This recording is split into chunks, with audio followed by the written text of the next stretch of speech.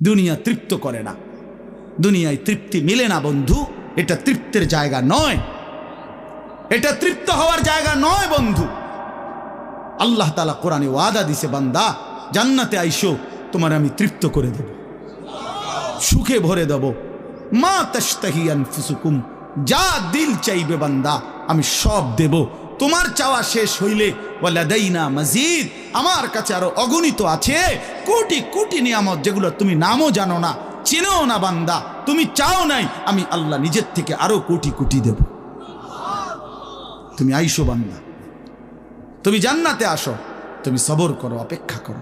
আল্লাহ আমাকেও বুঝার তৌফিক দান করেন, সবাইকে বুঝার তৌফিক দান করেন। আপনাদের এই মাহফিল আমি শুরু থেকেই বললাম কষ্টের আয়োজন।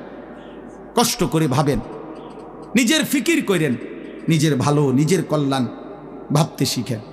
আমি যে আয়াতগুলো পড়ছি এবার তর্জমা শুনেন, তাইলে আমার কথা শেষ। আয়াতগুলো মূল বক্তব্য হইল আল্লাহ তাআলা বলছেন এই পৃথিবী একদিন শেষ হবে, হাসরের মাঠ কায়েম হবে, মানুষগুলোর দুইটা অবস্থা হবে, কিছু আমার প্রিয় বান্দা হবে, কিছু নাফরমান বান্দা হবে। আল্লাহ তাআলা এই কথাটা খুব গুরুত্ব দিয়া কোরআনে বুঝাইছে, বান্দা এই রং রসের এই সৌন্দর্যময় পৃথিবী তোমার কাছে যত লোভনীয়ই মনে হোক, আকর্ষণীয় মনে হোক, তবে এটা নিশ্চিত যে তুমিও থাকবা না, দুনিয়াও থাকবে না। এই কথাটা মনে রাখো বান্দা। এটা যদি মনে রাখতে পারো তো জিন্দেগি সুন্দর হবে, জীবন সুন্দর হবে।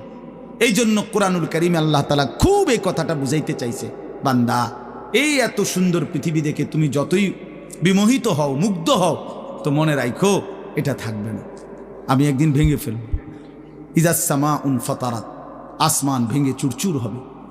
ওয়া ইদাল কাওয়াকিবুন তাসারাত, তারকারাজি খসে খসে পড়বে, পাহাড়গুলো উঠতে থাকবে তুলার মতো। ওয়া তাকুনুল জিবালু কাল ইহনিল মানফুশ ওয়া বুসাতিল জিবালু বাসসা, পাহাড়গুলো তুলার মতো উঠতে থাকবে, সাগর নদীর পানিগুলো টকবক করে উতরাইতে থাকবে। মা তার কোলের বাচ্চাকে ছুঁড়ে ফেলে দিবে, গর্ভবতী নারীর বাচ্চা নিজে নিজে বের হয়ে যাবে, সব মানুষ পাগলের মতো মাতালের মতো হয়ে যাবে। ইসরাফিল ফুঁ দিবে, জমিনের মধ্যে ভূমিকম্প শুরু হবে, বিকট শব্দে আওয়াজ হবে। আল কারিআতু মাল কারিআ। আল্লাহ তাআলা এই কথাগুলো বহুভাবে বহু আয়াতে বুঝাইতে চাইছেন, বুঝাইয়া বলছেন, বান্দা একদিন তুমিও শেষ হবা, আমার এই সৃষ্টি জগৎ শেষ হবে, হাসরের মাঠ কায়েম হবে। তো এখানেও আল্লাহ তাআলা বলছেন, কাল্লা ইদা দুক্কাতিল আরদু দাক্কান দাক্কা, সাবধান বান্দা, মনে রেখো এই জমিন একদিন চূর্ণ বিচূর্ণ হয়ে যাবে। কি হবে বলেন না? ওইখানে একটা কথা আছে, লম্বা কথা, অতুহিব্বুনাল মালা হুব্বান জাম্মা। আল্লাহ তাআলা বলেন, বান্দা দুনিয়ার মাল আর সম্পদের ভালোবাসাটাকেই তোমরা খুব গভীরভাবে দিলের মধ্যে বসায় লাইলা। তবে মনে রাখো, দুনিয়াকে তুমি যত ভালোবাসো, যত মজবুত করো, যত বিল্ডিং, যত ফাইলিং, যত মজবুতই হোক না কেন, এটাই মনে রাখো আমি আল্লাহ এই জমিন, এই সৃষ্টি একদিন ভেঙ্গে চুরে তছনছ করে ফেলব, চূর্ণ বিচূর্ণ হয়ে যাবে। কাল্লা ইদা দুক্কাতিল আরদু দাক্কান দাক্কা। এরপরে হাসরের মাঠ কায়েম হবে। তো হাসরের মাঠের দৃশ্যটা আল্লাহ তুলে ধরছে যে হাসরের মাঠ কায়েম হবে, মানুষগুলো সব দাঁড়ানো থাকবে, আদম থেকে ইসরাফিলের ফু পর্যন্ত। এই দাঁড়ানো অবস্থায় আল্লাহ তাআলা বলতেছেন, ওয়াজা রাব্বুক, আল্লাহ তাআলা মহান আল্লাহ পাক, তিনি তার শান অনুপাতে হাসরের ময়দানে উপস্থিত হবেন।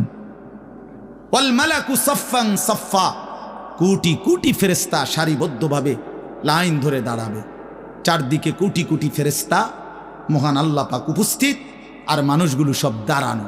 এই কল্পনা করে হাসরের মাঠ। এবার কি হবে? আল্লাহ বলেন, ওয়াজিআ ইয়াউমাইদিন বিজাহান্নাম। এই অবস্থায় ফেরেশতারা জাহান্নামকে ৭০,০০০ আগুনের শেকল দিয়ে টেনে হাসরের ময়দানে উপস্থিত করবে। মানুষগুলো সচক্ষে জাহান্নামকে দেখবে। জাহান্নাম একটা বিকট তারা আগুনের গর্জন, তীব্র আগুনের যখন একটা গর্জন উঠবে, আল্লাহর কসম নবী বলছে, পুরা হাসরবাসী তখন চিৎকার দিয়া বলবে, ইয়া রব্বি নাফসি নাফসি, আয় মাওলা আমাকে বাঁচান, আমাকে বাঁচান। এই প্রথম হাসরবাসী কথা বলবে, তাফসিরে আছে, হাদিসে। মানে প্রথম চুপচাপ দাঁড়ায় থাকবে, কিন্তু জাহান্নামকে যখন দেখবে, জাহান্নামের চিৎকার যখন শুনবে, তখন পুরা হাসরের ময়দানে চিৎকার উঠবে, ইয়া রব্বি নাফসি নাফস, আল্লাহ আমাকে বাঁচা।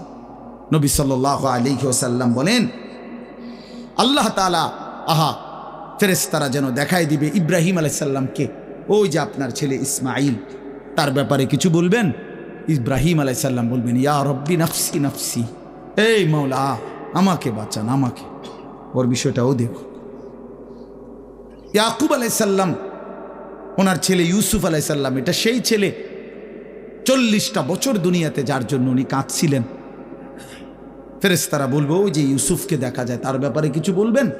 ইয়াকুব আলাইহিস সালাম বলবেন, ইয়া রব্বি নাফসি নাফসি, এই মাওলা আমারে বাঁচান, আমার।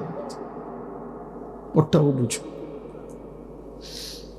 অজি আয়াউমা ইদিন বি জাহান্নাম, জাহান্নামকে হাসরের ময়দানে আনা হবে। বন্ধু, বিষয়টারে তুমি আমি খামখেয়ালি মনে করো না বাপ। হাদিসের মধ্যে আছে, হযরত ইরবাজ ইবনে সারিয়া, রাসূলুল্লাহ সাল্লাল্লাহু আলাইহি ওয়াসাল্লামের একজন সাহাবী, ইরবাজ ওনার নাম। উনি বর্ণনা করছেন যে একদিন রাসূলুল্লাহ সাল্লাল্লাহু আলাইহি সাল্লাম আমাদের মাঝে ওয়াজ করলেন। ওয়াজানা রাসূলুল্লাহ সাল্লাল্লাহু আলাইহি ওয়াসাল্লাম। দুই একজন স্বেচ্ছাসেবক ভাই কাজ করে খেদমত করো, যে বলো যে বসতে। তো আল্লাহ রসুল সাল্লাল্লাহু আলাইহি সাল্লাম তিনি বলেন যে আমাদেরকে ওয়াজ করলেন। এই ওয়াজ, এই শব্দটা কোরআনের শব্দ, রাসূলুল্লাহ সাল্লাল্লাহু আলাইহি সাল্লামের জন্য ব্যবহৃত শব্দ। ওয়াজ, ওয়াজ এটাই সুন্দর। প্রোগ্রাম, এই আজকেও একজন আমারে একটু আগে, হুজুর এখন কোথায় প্রোগ্রাম? না, কোথাও না। হয়তো আপনি এখন কোথাও কোরআনে ওয়াজ যাবেন না? আমি হ্যাঁ যাবো, ওয়াজে তো আছে আবদুল্লাহপুর দেবিদ্দার। মানে আমার তো এখন এটা ওয়াজ মাহফিল, এটা প্রোগ্রাম।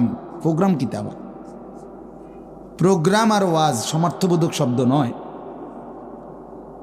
ওয়াজের ইংরেজি না প্রোগ্রাম, ওয়াজ ওয়াজি, এটাই। তার মানে প্রোগ্রাম তো যে কোনো অনুষ্ঠানকে বলে, খানা দানা, যে কোনো আড্ডা, এটাও তো একটা প্রোগ্রাম। কিন্তু রাসূলুল্লাহ সাল্লাল্লাহু আলাইহি সাল্লামের সাহাবীরা ব্যবহার করছেন যে নবীজি আমাদের মাঝে ওয়াজ করলেন। আপনার কাছে এটা পুরান পুরান মনে হইল, এটা হাদিসের শব্দ। ইয়াইজুকুম লাআল্লাকুম তাযাক্কারুন, এই যে কোরআন শরীফ আছে, আল্লাহ বলেন আমি ওয়াজ করতেছি তোমাদেরকে, যেন তোমরা আমি আল্লাহর ওয়াজ থেকে উপদেশ গ্রহণ করতে পারো। ইয়াইজুকুম, যে কোনো আলেমকে জিজ্ঞাসা করেন, ইন্নাল্লাহা ইয়া'মুরু বিল আদলি ওয়াল ইহসান ওয়া ইতাই যিল কুরবা ওয়া ইয়ানহা আনিল ফাহশাই ওয়াল মুনকারি ওয়াল বাগি ইয়াইজুকুম লাআল্লাকুম তাযাক্কারুন। এজন্য ওয়াজ, এই শব্দটা কোরআনের শব্দ, এটা রাসূলুল্লাহ সাল্লাল্লাহু আলাইহি সাল্লামের শব্দ। তাহলে এর চাইতে দামি হয়ে গেল প্রোগ্রাম? কথা বলেন না। যাই হোক, তো বলতেছিলাম আল্লাহ নবী সাল্লাল্লাহু আলাইহি ওয়াসাল্লাম তিনি বললেন, ওয়াজ করলেন, সাহাবী বলতেছেন। তো এটা আমাদের অবস্থা কি হলো, শ্রোতাদের হালাত কি হলো? নবী সাল্লাল্লাহু আলাইহি সাল্লামের সাহাবী বলেন, শ্রোতাদের অবস্থা হলো দুইটা, জারাফাত মিনহাল উয়ুন ওয়া ওয়াজিলাত মিনহাল কুলুব। নবীজির ওয়াজের পরে আমাদের হালাত হলো এই, আমাদের চোখ দিয়ে অঝরে পানি ঝরতে লাগলো, আমাদের দিল আল্লাহর ভয়ে কাঁপতে লাগলো। সরাসরি হাদিসের। তাহলে ওয়াজের মাকসাদ বুঝলেন কিনা, যে কি হওয়া উচিত ছিল? চোখে পানি ঝরছে আর দিল আল্লাহর ভয়ে কাঁপতেছে। কোরআন শরীফে আছে, সরাসরি কোরআন শরীফে, ওয়া ইদা সামিউ মা উনজিলা ইলার রাসূল তারা আ'য়ুনাহুম তাফীদু মিনাদ দাম'i মিম্মা আরাফু মিনাল হক। আল্লাহ বলেন, রাসূল আপনার সাহাবীদের হালাত দেখেন। আমি আল্লাহর কোরআন যখন আপনার উপরে নাজিল করা হয়, আর আপনি যখন সাহাবীদের সামনে এই কোরআন তেলাওয়াত করেন, তারা আ'য়ুনাহুম, ওই দেখেন ভাই, ওই দেখেন, দেখছেন কি পরিমাণ অপদার্থ এটা? এরকম করলে কেন ভাই তুমি? আরে তুমি মিয়া জ্যাকেটওয়ালা, তুমি আবার পিছে চাও কেন? তুমি চিনো না আমারে, কোনোদিন দেখো নাই?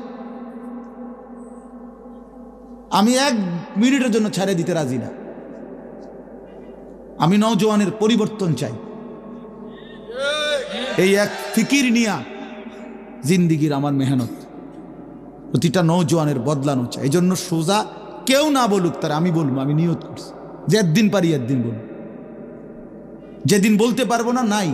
পৃথিবী থেকে কোনোদিন যদি নাই তো নাই, কিন্তু ছেড়ে দেব না আমি ইনশাআল্লাহ। লক্ষ লক্ষ মুসলমানের কিশোর তরুণ যুবক একরকম এটা ভাবছে, এরা ছেলেরা যে এদের কোনো অভিভাবক নাই, আপন মা বলার সাহস পায় না, আপন বাবা বলার সাহস পায় না, এলাকার কেউ কিছু বলার সাহস পায় না। তোমরা ছেলেরা মিয়া যা মন চায় তাই করতেছো নিজের খেয়াল খুশি মতো। আরে ভাইয়া, এভাবে নিয়ন্ত্রণহীন, অভিভাবকহীন, কারো তত্ত্বাবধানবিহীন জীবন জন্তু জানোয়ারের জীবন বেটা।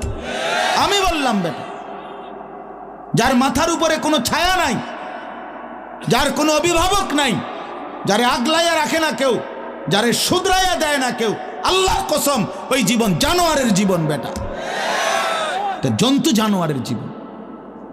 তোমার মনে যা চাই তাই করবা, এটাকে আল্লাহ কোরআনে বলছে এই লোকটার পরিচয় হলো সে জানোয়ার, যার জীবনের কোনো নিয়ন্ত্রণ নেই। রাতের বাজে 3টা ঘুমায় না, সকাল বাজে 9টা ওঠে না। দেখিতা তো ফাগলো না ছাগলো না, এটা হতনেরও টাইম নাই, উড়নেরও কি নাই। এটা কোনো জীবন হলো না, এটা জানোয়ারের জীবন না। সারা রাত, রাতের 3টা বাজে মোবাইলে উলঙ্গ ছবি দেখতেছে। আস্তাগফিরুল্লাহ, আস্তাগফিরুল্লাহ। স্বাভাবিকভাবে জি বলো ভাই, রসিকতা করো না, তামাশা করো না। বিকট আওয়াজে যেই বলারও দরকার নেই, স্বাভাবিক শুনতে থাকো ভাইয়া। এই জন্য আমি বললাম ভাই, রাগ হইও না, আল্লাহ তোমারও বরকত দান করেন। কিন্তু আমার বলার উদ্দেশ্য হলো আমাদের পরিবর্তন দরকার, সংশোধন দরকার, আমাদের জিন্দিগি সাজানো দরকার। আমি এই কথাটাই বলতেছিলাম যে মাহফিলের মাকসাদ বিবেক জাগানো, দিল জাগানো, দিল জাগানো, অনুভূতি সৃষ্টি করা। যাহা আমি কি করছি, আমি কি করছি, আসলে আমার কি করা উচিত ছিল। তাইলে কোরআনুল কারীমের মধ্যে আল্লাহ তাআলা বলছেন, আল্লাহর কথা শুনলে সাহাবীদের চোখ দিয়ে তারা আয়ুনাহুম তাফিদু মিনাদ দাম'i, নবী আপনি দেখবেন আপনার সবগুলো সাহাবীর চোখ থেকে অঝরে পানি ঝরছে, কাঁদতেছে। আল্লাহর কোরআন শুনলে সাহাবীরা কাঁদতেন। কোরআন শরীফে একটা সূরা আছে 29 পারা, সূরা দাহার, কোরআন শরীফের 75 নম্বর সূরা, 76 নম্বর সূরা। এই সূরাটা ছোট্ট একটা সূরা। এই সূরার মধ্যে জান্নাতের অসাধারণ বর্ণনা আছে। যেদিন এই সূরাটা নাজিল হয়েছে, নবীজি উপস্থিত সাহাবী যারা ছিল সামনে, তখন জিব্রাইল মাত্র নাজিল করছে, নবী সাল্লাল্লাহু আলাইহি সাল্লাম সাহাবীদের সামনে শুনাইছে এটা, এই সূরাটা। এই সূরার মধ্যে জান্নাতের খুব সুন্দর বর্ণনা আছে, সূরা দাহার। তো এই সূরার এই জান্নাতের বর্ণনা শুইনা এইখানে বসা একজন সাহাবী, কালো, রজুলুন আসওয়াদ তাফসিরে আছে, উনি ছিলেন একদম কালো রঙের সাহাবী, সহজ সরল সাহাবী। এইখানে বসেই একটা চিৎকার দিছে জান্নাতের আকাঙ্ক্ষায়, ওইখানে ইন্তেকাল করছে। আল্লাহর নবী সাল্লাল্লাহু আলাইহি সাল্লাম বলছেন, লাকাদ আখরাজা নাফসা সাহিবিকুম আশ-শাওকু ইলাল জান্নাহ, তোমাদের সাথী জান্নাতের শৌক আগ্রহে জীবন দিয়ে দিল। দেখো, जान दिए दिलो जान, निकल जाए दम तेरे कदमों के नीचे, यही दिल की हसरत यही दिल की आरज़ू है। আল্লাহর প্রিয় বান্দারা এটা বলে যে হে বড় মাওলা, আপনার কদমের নিচে জীবন দিয়ে দিলাম, এটাই ছিল দিলের তামান্না, এটাই ছিল দিলের আফসোস, আহাজার। সাহাবায়ে কেরাম যখন আল্লাহর জন্য শহীদ হইতেন, অসংখ্য সাহাবীদের জীবনীতে আছে, যুদ্ধের ময়দানে যখন শহীদ হইতেন রক্ত মাখা শরীর নিয়া, শেষ মুহূর্তে সাহাবীরা একটা কথাই শুধু বলতেন, ফুস্তু ওয়া রাব্বিল কাবা, কাবার রবের কসম আমি কামিয়াব হয়ে গেলাম, আমি সফল। ফুস্তু অর্থ হলো আমি সফল হয়ে গেলাম, সফল হয়ে গেলাম। তার মানে শহীদ ব্যর্থ হয় নাই, শহীদ কি হয়েছে? সফল হয়েছে। শহীদ জীবন পেয়েছে, নতুন করে জীবন পেয়েছে। এই জন্য আমার ভাই, আল্লাহর জন্য আল্লাহর কথা শুনলে দিলের হালাত এমনই হওয়ার কথা। হাদিসের মধ্যে আছে, হযরত আব্দুল্লাহ ইবনে মাসউদ রাদিয়াল্লাহু তাআলা আনহু তিনি বলছেন যে একদিন নবীজি আমাকে বলছেন কোরআন শরীফ তেলাওয়াত করে শুনাইতে, নবীজিকে শুনাইতে। হযরত আব্দুল্লাহ ইবনে মাসউদ রাদিয়াল্লাহু তাআলা আনহু বলেন, আমি সূরা নিসা, এই সূরার প্রথম 40টি আয়াত একটানা নবীজিকে মাথা নোয়ায়া আদবের সাথে নবীজিকে শুনাইতেছিলাম। 40টা আয়াত পর্যন্ত যখন তেলাওয়াত করলাম, হযরত আব্দুল্লাহ ইবনে মাসউদ বলেন, নবী সাল্লাল্লাহু আলাইহি সাল্লাম তখন বলেন, হাসবুকাল আন, এখন থামো। তো 40 আয়াত পরে যখন আমি থামলাম, হযরত আব্দুল্লাহ ইবনে মাসউদ বলেন, ফালতাফাত্তু ইলাইহি, আমি নবীজির দিকে চোখ তুলে তাকালাম, ফাইদা আইনাহু তাদরিফান, তিনি বলেন আল্লাহর কসম আমি দেখতে পাইলাম আল্লাহ নবী সাল্লাল্লাহু আলাইহি সাল্লামের দুই চোখ দিয়ে অঝরে পানি ঝরছে। তিনি বহুতক্ষণ ধরে কাঁদতেছেন। তাহলে এই ছিল রাসূলুল্লাহ সাল্লাল্লাহু আলাইহি সাল্লামের হালাত, এই ছিল সাহাবায়ে কেরামের হালাত। আল্লাহর কথা শুনলে নবী নিজেও কাঁদতেন, সাহাবায়ে কেরামও কি করতেন? কাঁদতেন। প্রিয় ভাই আমার, বন্ধু আমার, আমরা মুসলমান।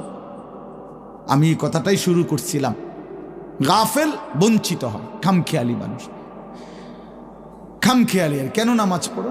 পড়ি না আর কি, পড়ি না। মসজিদে যাইতে না, ভাল লাগতেছে না, কেরুম লাগতেছে, কি জানি কেরুম জানি লাগতেছে, কেরুম লাগতেছে, এরুম আর কেরুম, পাগল কোঠাকার বেটা, কেরুম লাগতেছে, এটাও কই তারস না, তুই তো একটা অপদার্থ মানুষ বেটা, এটা কোনো কথা হইল? এই জন্য বললাম, মানে আসল কথা হইল গাফেল, খামখেয়ালি। কোরআন শরীফে আছে যত লোক জাহান্নামে যাবে, আল্লাহর কসম ভাইয়া শোনো, যত লোককে আল্লাহ জাহান্নামে ফেলবে, আল্লাহ কোরআনে স্পষ্ট বলছে সবগুলোর পরিচয় হলো উলাইকা হুমুল গাফিলুন, এগুলো গাফেল। কোরআন শরীফের আয়াত, উলাইকা হুমুল গাফ ওয়ালাকাদ যারানা লিজাহান্নামা কাসীরাম মিনাল জিন্নি ওয়াল ইনস, আমি অসংখ্য অগণিত জিন আর মানুষ দিয়ে জাহান্নামকে পূর্ণ করব। আল্লাহ বলেন এই সবগুলো নাফরমানের পরিচয় উলাইকা হুমুল গাফিলুন, এরা গাফেল, এরা গাফেল ছিল, খামখেয়ালি করছে, খামখেয়াল। আমি নয়তো হায়াত দিয়েছি, আওয়ালাম নুআম্মিরকুম মা ইয়াতাযাক্কারু ফীহি মান তাযাক্কারা। আল্লাহ তাআলা জাহান্নামীকে বলবে, এই জাহান্নামী বান্দা, মনে তো করো যেটুকু হায়াত দিলে আমার বন্দিগি করতে পারতাম, এটুকু হায়াত, এটুকু সময় আমি তো তোমাকে দিয়েছি বান্দা। তুমি বলো কোন সময়টা, কোন সুযোগটা আমি দেই নাই বান্দা, বলো বলো বান্দা। 1টা বাজে জোহরের আজান হইছে, 3:45 বাজে আসরের আজান হইছে, 3.5 ঘন্টা তো 12 রাকাত বা 10 রাকাত জোহরের নামাজ পড়তে কি 3.5 ঘন্টা লাগে? বলেন বলেন। তাইলে যুবক কেন নামাজ পড়লা না? তুমি কি হায়াত পাও নাই? তুমি কি সুযোগ পাও নাই?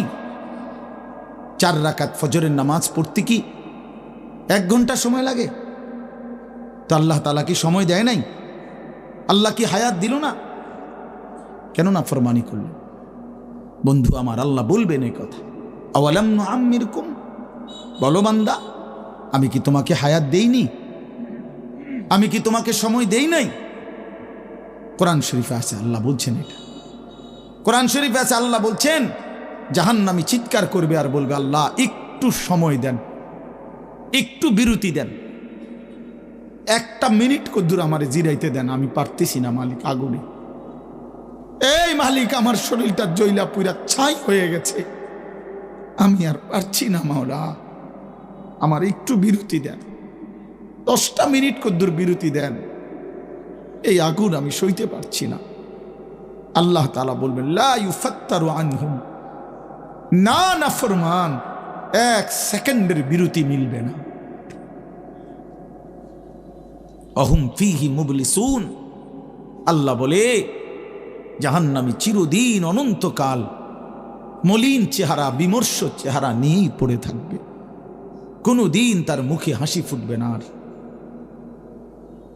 ওমা যালামনাহুম ওয়ালাকিন কানু হুমুজ জালিমিন, আল্লাহ তখন বলবে নাফরমান জাহান্নামী, আমি তো তোমার উপরে জুলুম করি নাই বান্দা, তুমি তো নিজেই নিজের উপরে জুলুম করেছিলে, আমি জুলুম করি নাই। আমি যতগুলো হুকুম করেছি, যতগুলো নিষেধ করেছি বান্দা, প্রতিটা হুকুম পালন করার যোগ্যতাও আমি শরীরে দিয়েছি।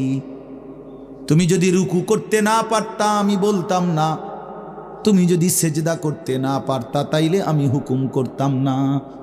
আমি তো গাছকে বলি নাই সেজদা করতে, তোমারে বলছি। আমি তো মাছকে বলি নাই সেজদা করতে, তোমাকে বলেছি, কারণ তোমাকে তো যোগ্যতাও দিয়েছি। ইন্না হাদাইনাহুস সাবিলা, আল্লাহ বলেন আমি তো বুঝাইবার জন্য আমার পক্ষ থেকে প্রতিনিধিও পাঠিয়েছি, আমি তো বুঝবার জন্য আসমানি কিতাবও দিয়েছি, নবীও দিলাম, রসুলও দিলাম, ওলামায়ে কেরামকেও দিলাম, কিতাবও দিলাম, শরীরেও মানার যোগ্যতা দিলাম, তাইলে কেন পারলা না বান্দা? নামাজ পড়ার যোগ্যতাও আছে, বুঝাইয়া বলার লোকও আছে, বুঝবার মতো কিতাবও আছে, কেন পড়লেন না বলেন? আপনারা যে কেউ যদি সিদ্ধান্ত নেন 2 রাকাত নামাজ পড়বেন, তাহলে আপনাদের শরীরে পড়ার যোগ্যতা আছে কিনা? আপনারা যদি সিদ্ধান্ত নেন কিভাবে পড়বো, তো এই কথা বুঝাইয়া বলার জন্য কোনো আলেম আছে কিনা? যদি বলেন কোরআন থেকে কইলেন, তো এটা দেখানোর মতো কিতাব আছে কিনা? তো কি সমস্যার কারণে পারলেন না? বন্ধু বলেন, প্রিয় ভাই বলো, আমার নওজোয়ান সন্তানরা বলো, ভাইয়া কি কারণে পারলা না? আজকের সারাদিনে 5 ওয়াক্ত নামাজ কেন পড়তে পারলা না দোস্ত? কেন পড়তে পারলা না? হ্যাঁ, এই পৃথিবীতে কত বন্ধুর কত আবদার রক্ষা করলেন, পরম বন্ধু মহান আল্লাহ পাকের কোনো আবদার রক্ষা করলেন না। সামান্যটুকু উপকার যে করছে তারে কতবার থ্যাংক ইউ দিলেন, 24 ঘন্টা যিনি লালন পালন করছে তারে একবারও সেজদা দিলেন না। এই নাফরমান, তুই এত বড় গাদ্দার কেমনে হইলি বেটা? বেনামাজির চাইতে বড় গাদ্দার আর কে হইতে পারে? বেনামাজির চাইতে বেয়াদব, অসভ্য আর কি?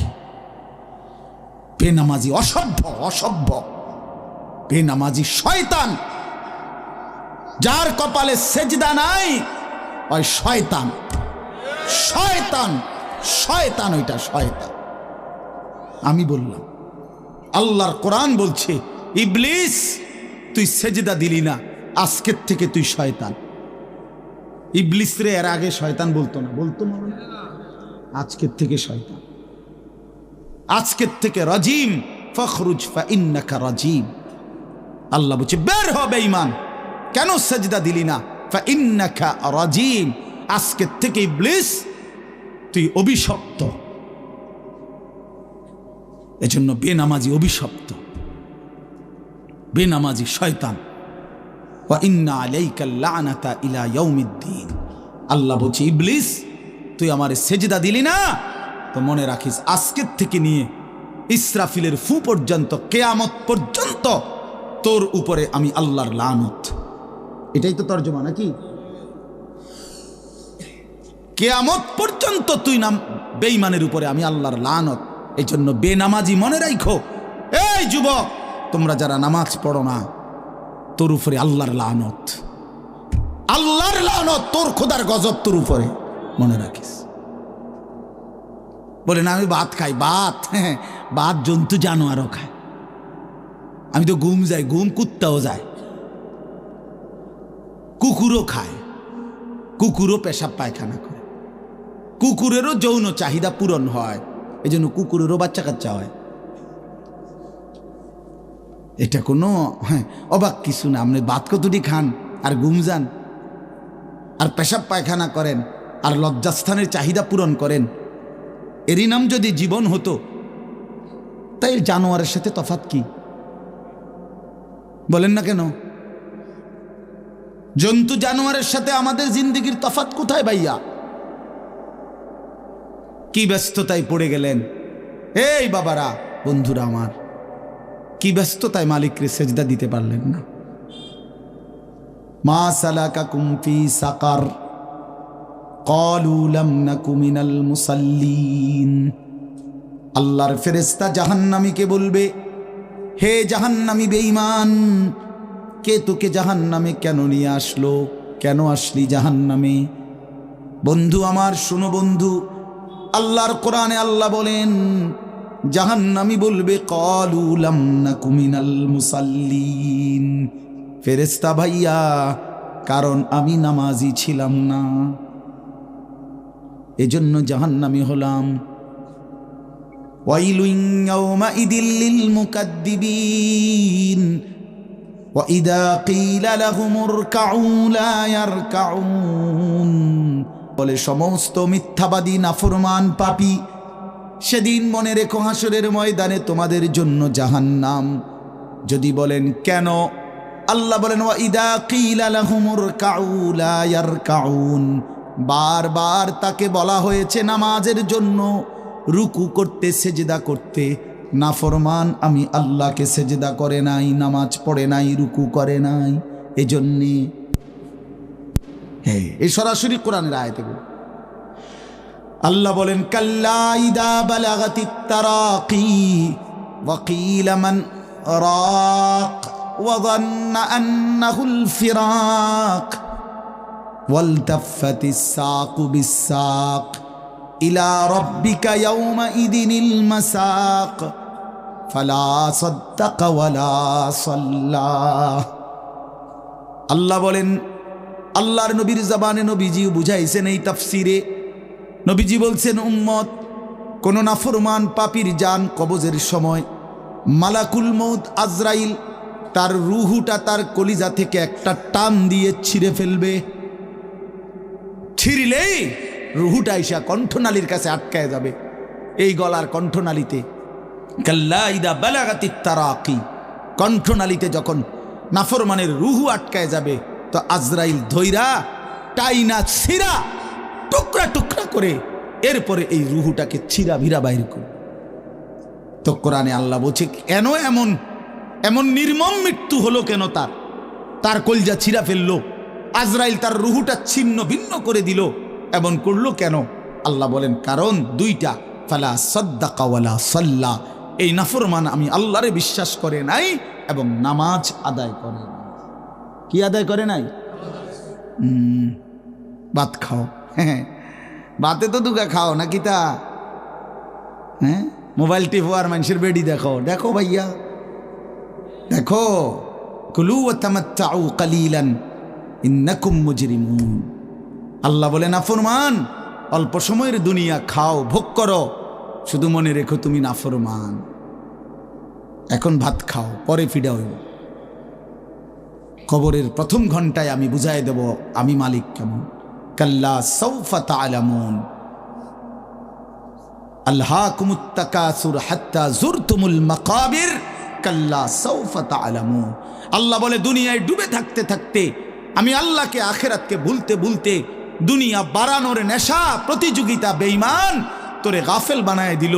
এরই মধ্যে একদিন তুই কবরে পৌঁছে গেলা, এই কবরে আসলেই তুমি বুঝতে পারবা আমার নাফরমানির শাস্তি কি। আল্লাহ রাসূল সাল্লাল্লাহু আলাইহি ওয়াসাল্লাম বলছেন কবর নাফরমানকে একটা চাপ দিবে, একটি চাপে ডান পাশের মাটি বাম দিকে, বাম দিকের মাটি ডান পাশে, এভাবে আইসা আটকায় যাবে। হাত্তা তাখতালিফা আদলাউহু, নবীজি বলেন ডান পাশের হাড্ডি পাঁজর ভাঙ্গা বাম পাশের গুলো ডান পাশে, এইভাবে আঙ্গুল যেভাবে ঢোকে এইভাবে হাড্ডি একটার ভিতরে ঢুকে যাবে। কি মনে করছো দোস্ত, আমার বন্ধু, আমার এটা নিশ্চিত আল্লাহর কথা মিথ্যা হয় না। ১৫০০ বছরে এ কোরআনের প্রতি অক্ষর নিয়া আপনজন দুশ্মন, ইমানদার নাফরমান বেঈমান, হিন্দু বৌদ্ধ ইহুদি খ্রিস্টান নাস্তিক মুরতাদ বুদ্ধিজীবী গবেষক পণ্ডিত দার্শনিক বিজ্ঞানী সবাই কাফের বেঈমানরাও যুগে যুগে এই কোরআনের প্রতিটা অক্ষর নিয়ে পরীক্ষা করছে, পর্যালোচনা করছে, বিশ্লেষণ করছে, কিন্তু একটি নোক্তা অক্ষর ভুল, মিথ্যা, অসত্য, অযৌক্তিক, অবাস্তব, অপ্রাসঙ্গিক আজকের এই মিনিটে প্রমাণ করতে পারে না। যদি সন্দিহান হইতো তত প্রমাণ হয়ে যাইতো যে এই সমস্ত তথ্য উপাত্তের আলোকে প্রমাণিত হলো কোরআনের এই আয়াতটি ভুল। সেটা কোনটা? এমন হইছে? কথা বলে না কেন? বলো জেনারেল শিক্ষিত ছেলেরা, তোমরা বলো ভাইয়া, পদার্থবিজ্ঞান জীববিজ্ঞানের কোন তথ্যের আলোকে কোরআনের কোন তথ্য ভুল? রসায়ন বিজ্ঞান উদ্ভিদ বিজ্ঞান সহ যাবতীয় বিজ্ঞানের কোন সূত্র মতে কোরআনের কোন শব্দ ভুল হয়েছে, কোন তথ্য ভুল হয়েছে? হয়েছে বাবা। তো তাইলে কবর ভুল হবে কেন?